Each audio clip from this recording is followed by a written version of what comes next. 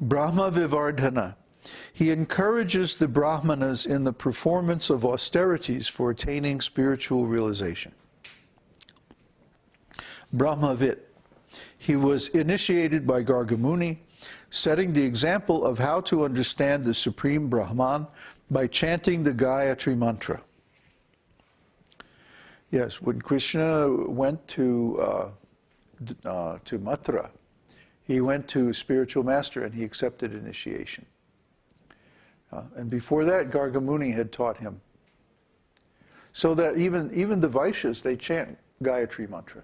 The Vaishyas and the Kshatriyas. But of course, the Brahmanas are the best. And their Gayatri Mantra is really for them. They go to the sun. Brahmana. He appeared as Lord Dattatreya and in many other forms to teach the spiritual philosophy of the Vedas. The story of Lord Dattatreya is narrated in Śrīmad-Bhāgavatam, so I'm not going to speak it separately. Brahmi. He is the supreme controller of the entire cosmic manifestation. Brahmagnya. He learned the nature of the absolute truth by studying under his spiritual master, Sandipani Muni. And finally, Brahmana Priya. He greatly pleased his guru and became very dear to him by returning his dead sons as Guru Dakshina. It's customary at the time of initiation that the disciple renders some service or makes some contribution to the guru in return for being initiated, being instructed by the guru. So this is called Guru Dakshina. So, any questions or discussions so far? Yes. Yeah? There's 2 questions. Ah.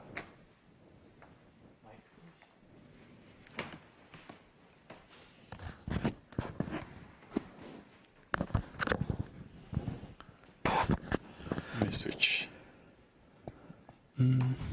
Okay. There's one question from Bruce.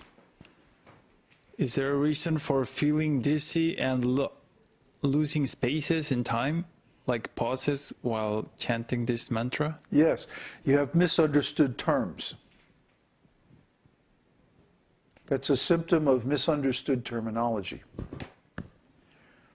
So it means you have to go through, read the book, and each mantra you have to look at the definitions underneath and become familiar with them. And if there's any unfamiliar terms in those definitions, you have to look those terms up in the Śrīmad-Bhāgavatam or in the Vedabase. This is very important. If you just chant Vishnu Sahasranam and you have no idea what it means, then it's not as valuable as if you have a clear idea of the meaning. After all, these words all have some meaning. They're not just sounds. We're not just repeating, by rote, monkey see, monkey do, huh? We're actually, I was just writing today on the forum that Vishnu Sahasranam is like a compressed version of Śrīmad-Bhāgavatam because it mentions all of the important incarnations of the Lord and reminds us of his pastimes with his devotees. To really know the meaning of Vishnu Sahasranam, you have to have read the whole Śrīmad-Bhāgavatam, all 12 cantos, all 18,000 shlokas, and their commentaries. So when you know Śrīmad-Bhāgavatam and you chant Vishnu Sahasranam, it's very wonderful because Vishnu Sahasranam reminds you of Śrīmad-Bhāgavatam.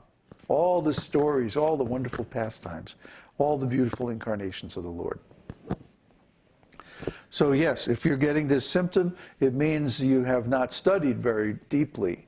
And so you're having misunderstood word phenomena, and you're having moments of unconsciousness. That's the meaning. Question from Tom. What if our local communities were to attract groups of hungry and or angry people looking for food in the event of a shortage, and we could not accommodate them due to lack of resources. Well, why are you worried about that? If you are in a good spiritual position, in a good physical location, these people won't even know you're there. You'll be under the radar.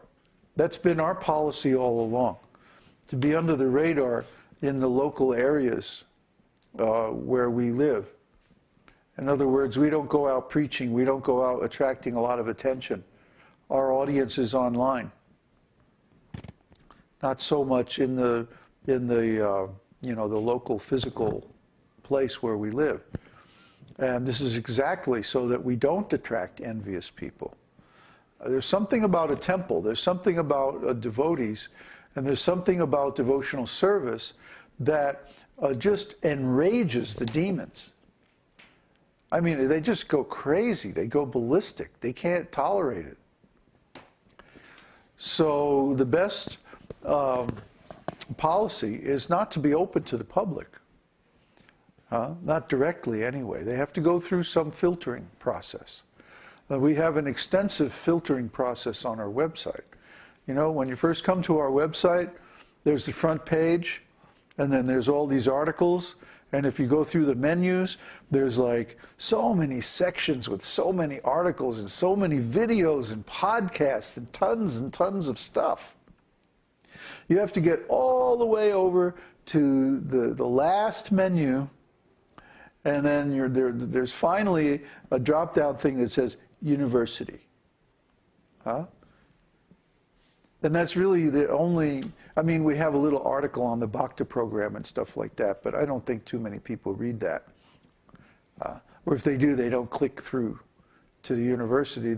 They'll explore the site and they'll go through the menus one by one, and finally they'll get around to that last menu, and then they'll click on university just to see what that is. And then they'll come to and then they'll discover, oh, there's this whole other realm where we have a lot of personal contact among the devotees. And so we deliberately make that hard to find, so that people, well, for one thing, people will read the preliminary material, so that by the time they get there, they know, you know, what's going on, and they realize the scope of our teaching and our work, and they don't just post nonsense on the forums and stuff like that. But it takes some time for them to get that far, and that's deliberate. And then we also have a section of forum rules that tells people basically how to post on the forum.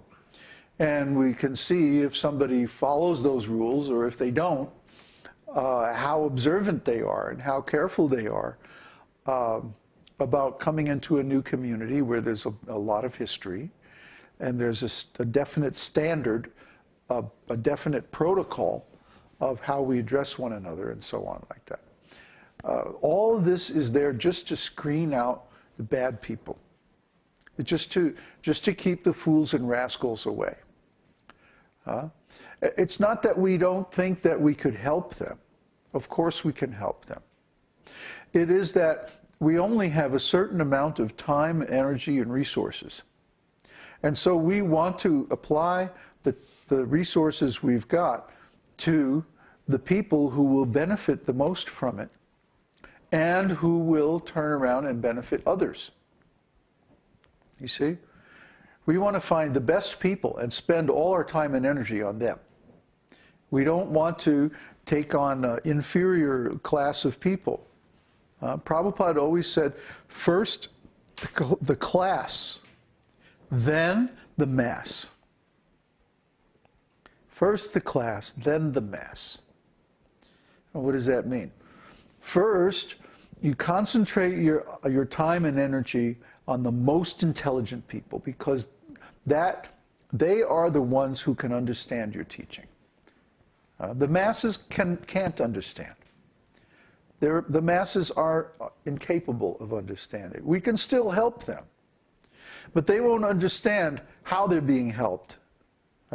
They may get the benefits and they may enjoy the benefits, but they can't understand the theory of operation, how it works and like that. Well, let's look for an example at the internet. So many people are coming on the internet now. Millions and millions, and maybe even 1 billion people are on the internet now. Well, how many of them actually understand how it works? Very, very small percentage. They can all get the benefit. They all are enhancing their lives by using this wonderful communications tool. But very, very few of them understand how the internet works, how email works, how a website works. So we want to talk to the people who can understand how this thing works, because they are fit to become teachers. So we want to talk to the intelligent people. We want to talk to the